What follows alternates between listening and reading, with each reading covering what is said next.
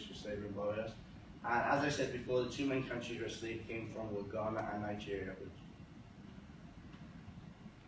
So looking at the culture a bit, the culture has changed completely after the emancipation in 1834 in Barbados. Slaves used to work under very strict conditions, which included beatings and punishment and starvation.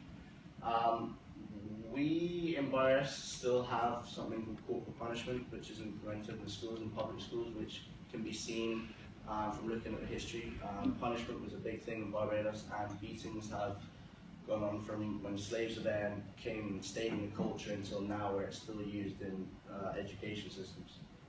Barbadians still believe that the white race think they're still in charge, so a lot of locals still believe that the white race within Barbados comes over and they believe that they still have authority, and they kind of, you can see that within their culture they've been raised sometimes to think that whites they think they have that authority and we're not on a level with equality, and this causes conflict with the fights between races, which is a big thing. You have racial abuse against whites in certain areas, and vice versa.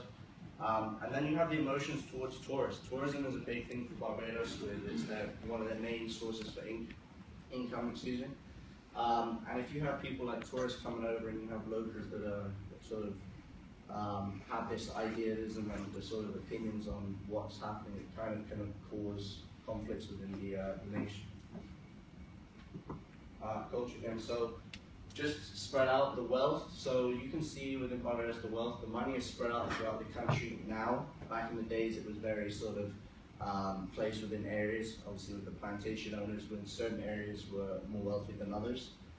So the food, as I said, the Sunday meals consisted of pudding and sauce, which is a slave food, which has been brought over from years. Looking at religion, you can see that religion has always been a huge part of the culture and been gradually raised more and more over time to what it is today and how religious they are. And then to this day, it's still probably one of the most important things to a family, religion. And then living, they live in small shower houses, or we call them shower houses. But the main reason behind that was basically, I'm going to show you a picture here. Okay, so you can see a shower house in the bottom left and right. Slaves were not allowed to own their own houses back in the days when they were owned by plantation owners. So what they did was they used to actually build their houses, and when a slave used to sell them, when a plantation owner used to sell them, they'd be able to pack up their house and everything and actually move it to where they were going to be placed, or whoever owned them next. They could take their house there and then set it up there. So the kind of idea behind the houses there back in the day are that they were easy to take down and put back up. So they weren't going to be ever really placed in the ground like a plantation owner's house where it would be structured and fixed. They were able to move their houses and it would be easy to take down and actually put back up. And at the top you can see that's actually the delicacy. It may not look here, but that is the delicacy of the Sunday meal. So emancipation in 1807.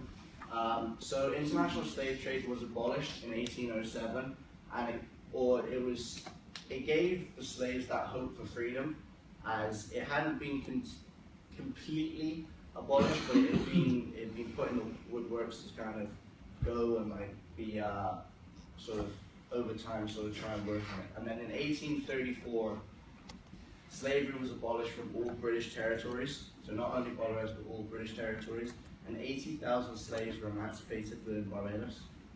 And then after emancipation, Barbadian citizens were paid the lowest wages in the region. They worked 45-hour weeks without being paid, but they worked for housing. Barbados afterwards, in 1838, the Master and Servant Act, which was basically the banning of discrimination against persons of color or persons of any ethnicity in general. Then in 1966, Barbados became an independent nation. However, they still follow under British government rules and policies system. They still do follow the British government system. And then just look at the Barbadian dollar is linked with the US dollar currency with the economic system.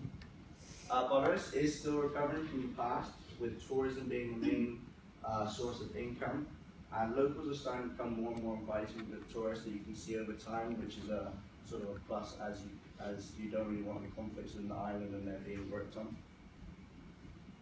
And then my conclusion. So Barbados is changing their structure, and also the population's mindset is changing over time with more and more people, with the culture being developed, and obviously sort of having an impact on people coming to the island. Is being sort of taken what has happened in the past in history and turned into sort of a learning curve. As I said, they teach it in schools.